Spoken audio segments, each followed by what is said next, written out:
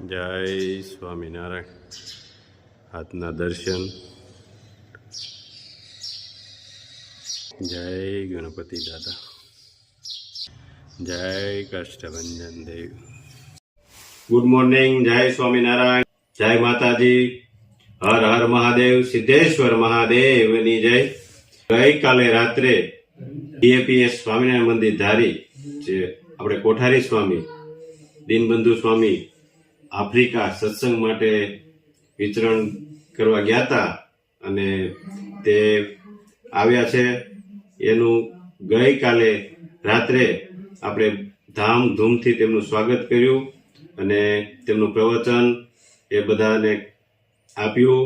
ત્યાંનું આફ્રિકાનું કેવી રીતના બધો સત્સંગ થાય છે એ બધું અહીંના લોકોને કીધું અને ખૂબ જ આનંદથી બધા હરિભક્તોએ સ્વામીનું ભાવભર્યું સ્વાગત કર્યું અને સંતો બહુ રાજી થયા.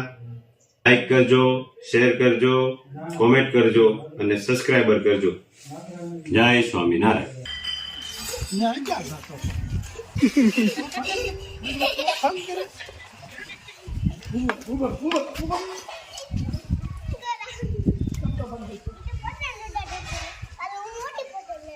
ક્યાંથી લાવ્યો? ગમત લાવ્યો? તોફાન કરાય? તમને તોફાન કરે? આમ આમ આમ હું કહું સાંભળ પેલા આમ તારે શું કરવું છે? વાગી દે એવું દોરો લેવાય? હે દોરી હાથમાં વાગી જાય તો હાથમાં વાગી જ જાય ને. તને ખબર પડતી ક્યાં વાગે બતાય પેલા મને. ક્યાં? હું લગાવ્યું છે? હા એમ સેટલ પટ્ટી મારી. શું લાગ્યું તું? સડી લઈને રમતો તો હે હાથે આમ આગી પડી ત્યાંથી અહીંયા નડી ગઈ ને વહી ગઈ પાછી. હે આગી વહી ગઈ હતી આમ આમ આમ આમ કરીને આગી વહી ગઈ. દંડો હવે હું તને દંડો મારું ને? કોણ દંડો મારે? કોણ ગાયને મરાય કોઈ દી? હવે મારે કોઈ દી નહીં માન ને નકર વાવ ફાડી નાખાય. હું નહીં. અને આમ જોતો તારા દાંત બ્રશ કરશો? રોજ કરશો? પછી જીવડા કાઢી નાખશો બ્રશ થી? કપડા ધોવાનું આવે ને, કપડા ધોવાનું ઈ ગાય આમ આમ તો જીવડા નીકળે. કેમ આવા કર્યા છે? કેમ આમ એમ રોજ કરે છે? રાજુ કાકા નાયરે નથી આપણે જવાનું કઈ? દુકાન જાય છે ઈ વાળ કરે એમ કરવાના તારે? હે વાહ હેર ટેસ્ટિંગ કરાવવાના છે? ઈ કે છે એમ કે અમારે નથી કરાવવા? હા એમ વાળ ટેસ્ટિંગ આપણે નથી કરાવવા એમ કે તમે કરાવો? અમારે નથી કરાવવા. હા તો ટકો કરાવી નો ને? નહીં ટકો નથી કરાવવા પણ આમ મસ્તી ના કરાવવાના. હા પણ તમારી જેવા નહીં. હા આ લુગડા મેલા કરશો આ કોણ ધોવે છે? તું ધોશો? હાથે ધોઈ નાખશો? હે આ તો પગ દાબવાનું કીધું હોય ને તો ગળું દાબી એવો છો તું. હું મારું ગળું દબાઈ જ ગયો ને. રોજ દબાઈ જાય તો તું કઈ હું તો કેટલા વાગે ઉઠશો? 5:30. વાહ વેલો ઉઠી જાસ. પછી ભગવાનનું ભજન કરશો? રોજ કેમ ભજન કરશો? જે કેમ કરશો બતાય મને. હા ભાઈ વાહ નાખ બાટો યાર.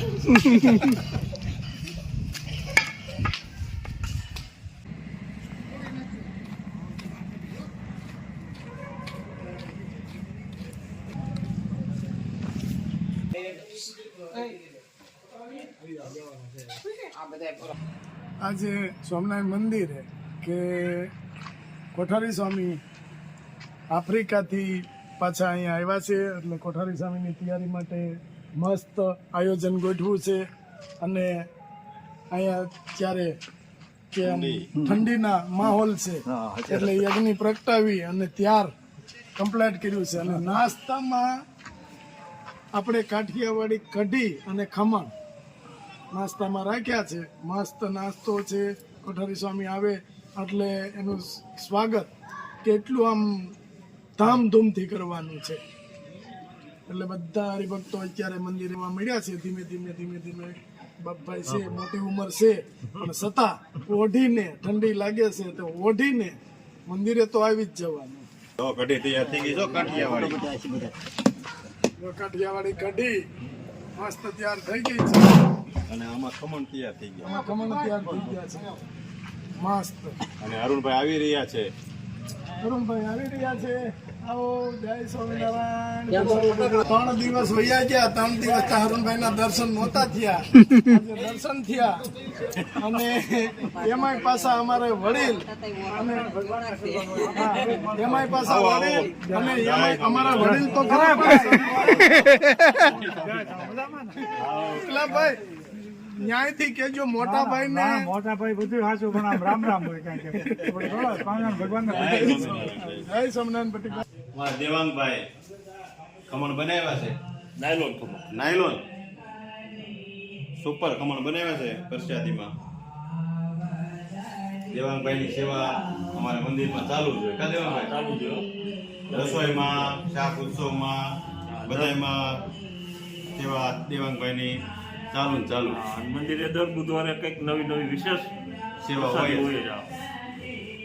આજે ખમણ છે અને આવતા કઢી. બુધવારે ખમણ કઢી, વઘારેલા ખમણ, નાયલોન કઢી અને બીજું સેવ હમણાં આવશે.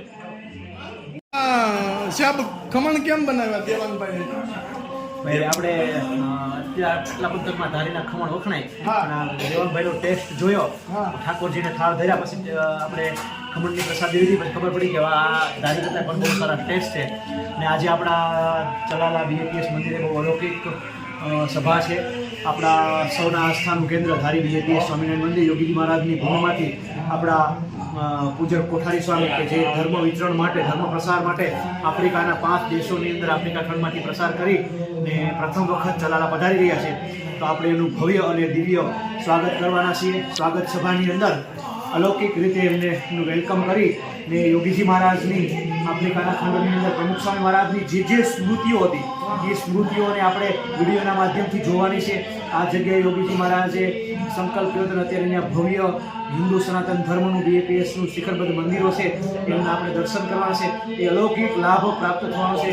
દિવ્ય કથા વાર્તાનો લાભ પ્રાપ્ત થવાનો. સાથે આપણને ભવ્ય એકદમ મસ્ત ટેસ્ટફુલ પ્રસાદનો પણ લાભ પ્રાપ્ત થવાનો છે. જય સ્વામિનારાયણ. જય સ્વામી.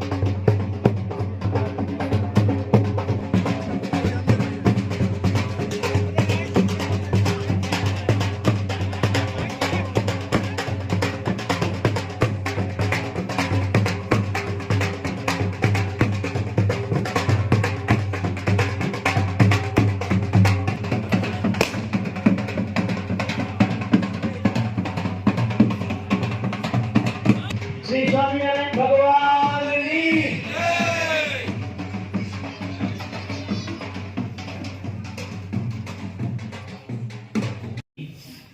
યાત્રા કરી અબુધાબીથી થઈ આફ્રિકા ખંડના 5 દેશોની અંદર યાત્રા કરી પૂજ્ય પ્રમુખ સ્વામી મહારાજ, પૂજ્ય યોગીજી મહારાજની જે સ્મૃતિઓ હતી ત્યાં જે નિર્માણ થયેલા બીએપીએસ સનાતન હિન્દુ મંદિરોના દર્શન કરી અને સનાતન ધર્મનો પ્રસાર કરી અને આજે આપણે આંગણે આપણા BAPS મંદિર ચલાલા કે જે પૂજ્ય કોઠારી સ્વામીએ સરસ મજાનું આપણને ભગવાન ભજવાનું મંદિર આપ્યું છે, એક સ્થાન આપ્યું છે, ત્યારે આજે કોઠારી સ્વામી આપણી વચ્ચે પધાર્યા છે તો આપણા સૌ માટે આનંદની વાત છે. ચલાલાના બધા જ હરિભક્તોને જે ભાવ હતો એ ભાવ અહીં પ્રગટ થયો. પૂજ્ય સ્વામીને આપણે જે ભાવપૂર્વક આવકાર્યા, સાથે પૂજ્ય વિવેક પુરુષ સ્વામી એમને પણ આપણે સૌ જાણીએ છીએ કે કોઠારી સ્વામી હાજર નહોતા ત્યારે સમગ્ર ધારી વિસ્તારની અંદર બગસરા ચલાલાની અંદર બહુ જ પ્રસાર કરીને ખાસ તો ચલાલાનો દિવ્ય અને ભવ્ય શાકોત્સવ પૂજ્ય વિવેક પુરુષ સ્વામીના દેખરેખ નીચે બહુ સરસ રીતે પાર પડ્યો.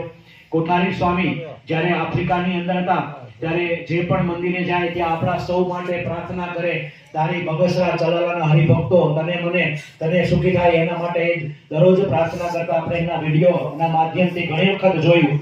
તો આપણા સૌ માટે એક ગૌરવની વાત છે. ચલાલા સત્સંગ મંડળના સૌ હરિભક્તોને ભાવથી જય સ્વામિનારાયણ. જય સ્વામિનારાયણ. આવી બધી જરૂરિયાત નહોતી, કારણ કે આપણે તો અમે આવીને કથા વાર્તા જ કરવાની હતી, પણ આજે આફ્રિકાના 4 દેશોમાં અમારા વિચરણનો કાર્યક્રમ હતો. એમાં જ્યાં જ્યાં મંદિરો અને મંડળોમાં ગયા ત્યાં આવી જ રીતે સંતોને ઢોલ નગારા બેન્ડ વાળો ખાસ તો તેના આફ્રિકન ભાઈઓનો ડાન્સ દરેક જગ્યાએ રાખતા. એ લોકોને મ્યુઝિક લઈને આવે, બધા બગાડે અને નાચે.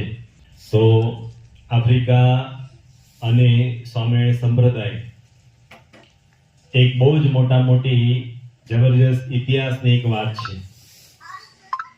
ભગવાન સ્વામિનારાયણ અને આફ્રિકાનો યોગ કેવી રીતે થયો?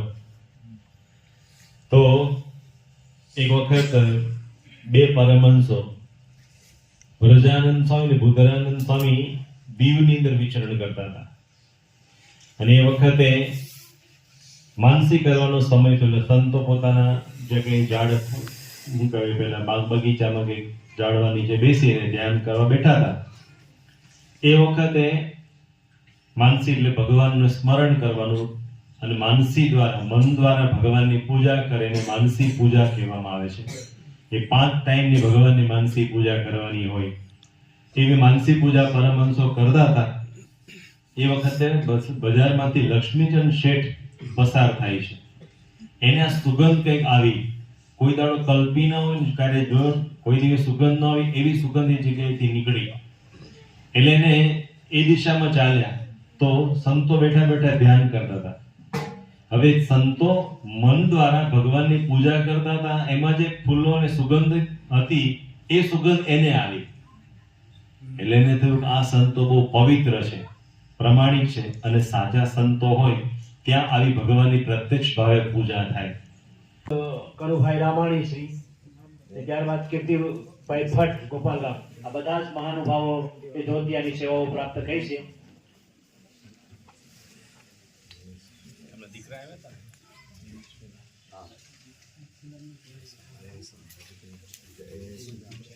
હા, જે પણ મહાનુભાવ સંતોને પુરહારથી સન્માનિત કરશે.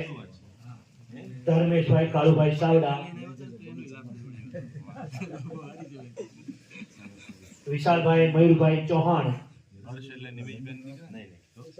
આદરણીય શ્રી પ્રકાશભાઈ કારિયા, પ્રશાંતભાઈ આર જેઠવા,